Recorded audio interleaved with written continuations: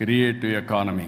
ఏది చూసినా మీరు చేసే పని డిఫరెంట్ గా చేయడమే, లేకుంటే 10 మందికి అర్థమయ్యే విధంగా సొల్యూషన్ ఇవ్వగలిగితే, యూస్ కేసెస్ తయారు చేయగలిగితే ఫ్యూచర్ దీనికి ఎంతో ఉంటుంది. ఇది చూసినప్పుడు నాకు అనిపించింది, మొన్ననే క్రియేటివ్ ఎకానమీలో 2 సిటీస్ ని క్రియేట్ చేస్తున్నారు. ఒకటి బాంబేలో, రెండోది అమరావతిలో. అమరావతి క్రియేటివ్ ఎకానమీ ఒక చిరునామాగా ఉంటుంది. ఈరోజు హైదరాబాద్ ఉంది. హైదరాబాద్ ని మీరు చూస్తే one of the most liveable city.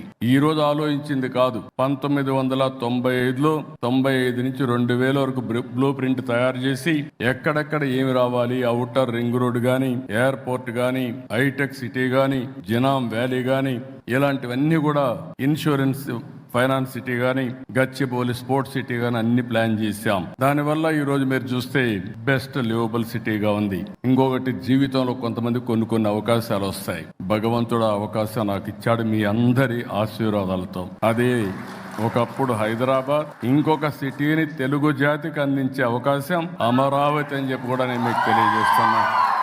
భారతదేశంలోనే కాదు, ప్రపంచంలోనే ఏ టాప్ సిటీస్ ఇండియాని చూస్తే 1 and 2గా అమరావతి, హైదరాబాద్ ఉంటాయని చెప్పి కూడా మీ అందరికీ విజ్ఞప్తి చేస్తున్నా.